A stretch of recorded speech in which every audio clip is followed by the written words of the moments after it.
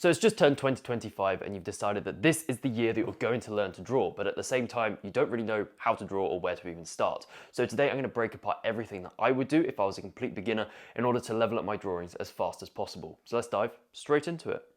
So in order to actually start creating art, we need some drawing materials. And this is something that people always ask me about. They're like, Tom, which pencils do you use? Which paper do you use? Which pens do you use? And the thing is the stuff that I'm using in order to create work that I then go and sell is going to be completely different to the stuff that I would use as a complete beginner learning the fundamentals. Take, for instance, people who say that they're going to start running in the new year. They go to the sports shop, they then go and buy the most expensive trainers possible. They then go and run every single day for a week. And then they're like, you know what? My knees hurt.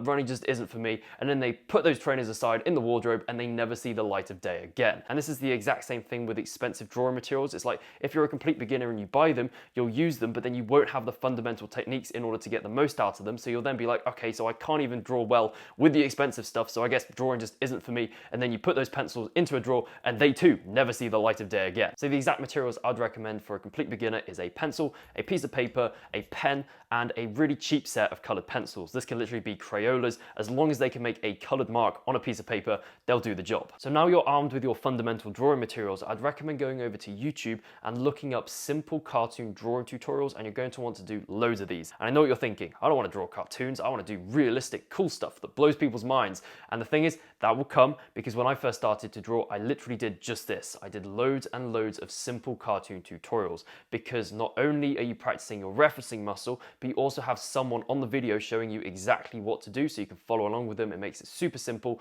And what this is also doing is it's building up your drawing confidence, because as you create more of these things, obviously the more accurate what you're drawing will become to the screen, if that makes sense. And a tip when following these tutorials is a lot of them do go straight in with like a Sharpie and do the outline and stuff, but I'd recommend going in with a pencil, and once you're happy with your sketch, then go over it with your pen and then color it in with your colored pencils. Now you may be thinking, how many of these tutorials do I have to do? Do I have to do 10, 20, 30, 100? And the thing is, there's no real set answer. I would just continue doing them until what you're drawing looks pretty much identical to the thing that is in the video. And it's at this point that you can graduate to creating realistic drawings from your own reference photos. So in order to create these realistic drawings, I'd recommend using something called the grid method, which I have a video dedicated entirely to, which I'll leave down in the description. And what it is it's basically you put a grid onto your reference photo and the exact same grid onto your piece of paper. And it's basically splitting up that really complex subject into bite-sized chunks, or boxes in this case, that you can one by one work your way through. And those grid lines as well are providing really great reference points, so it's really easy to gauge where the outline from the reference photo needs to go on your piece of paper. And the reason that I do this on every single one of my drawings, whether it's a person, a car, an animal, is because the sketches you get using the grid method are just so accurate, and it's really important to get an accurate sketch because it's the foundation for all the colors and shading that you put on top. So on the topic of shading and coloring, what I'd recommend doing now is getting a set of graded pencils. So these are going to go from 8B all the way up to about 4H, and what this will do is it will give you a variety of different tones that you can get with your monochrome drawing. Now monochrome drawings are basically just drawings that are black and white, so no colors, and I'd highly recommend starting shading in this way, so without any colors, so you can really focus on how all the shades are interacting with the subject before having to worry about which colors are going where. Now shading with graphite pencils really does require a video on its own, but in order to do it, I like to go in first with a dark pencil, establish where all the main shadows need to go. I then go in with a lighter pencil and really encapsulate the highlights, so I'm actually leaving the main highlights the same color as the paper, so they're really nice and bright. And then I go in with a bunch of intermediary tones, so these are pencils like the HB, the 2B, and also the H pencil, and just blend between those two extreme tonal values. I then come in with a blending stump, so this is another drawing material that I'd recommend getting at this stage, and this will help blend all the graphite together, helping to remove any of that graininess, and then this will form your first layer, and then on top of this you can then go back in with those initial dark pencils, so the 8B in the shadow, and then probably like a 2H in the highlights, or around the highlights in this case, and just re-establish that contrast again. Because obviously when you're blending everything together, you're moving graphite from those darker shadows into the lighter areas, so you then need to come back in with those darker pencils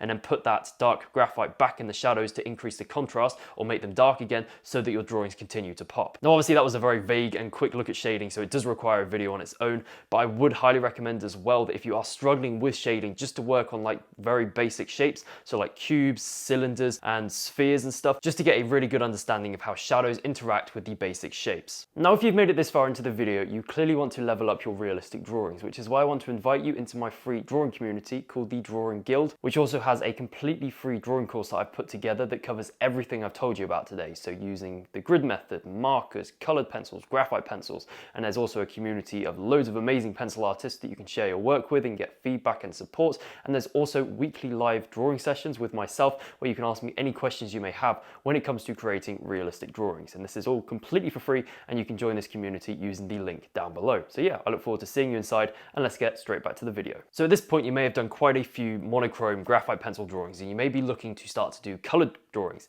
So the exact materials that I'd recommend at this stage, if you are really keen and looking to create some really professional colored pencil drawings, are the Faber-Castell Polychromos and the Ohuhu Honolulu markers. Now I use the alcohol markers as a base layer for the colored pencils to then go on top of, because as the colored pencils are going on top of an already colored surface, they'll look brighter than they would if they were just going on top of a white surface. And the key with colored pencil drawings is obviously you've done so many monochrome drawings by now that you have a really good understanding of how shadows and tones work with one another. So it's now just a case of just picking the correct colors, and this honestly is just a case of doing loads and loads of drawings. And something that will help as well is just going about your everyday existence and just looking at different colored stuff and being like, so obviously this is like a green leaf, but what kind of greens are making it up? So you've got this darker green in the shadows, and then you've got this lighter green, but then you've got this intermediary green in between. And just looking at all these colors constantly really helps to train your brain in order to see and pick colors for your colored pencil drawings. And the key to using colored pencils is a case of using lots of layers. So it's a case of how I just explained the graphite pencils a minute ago,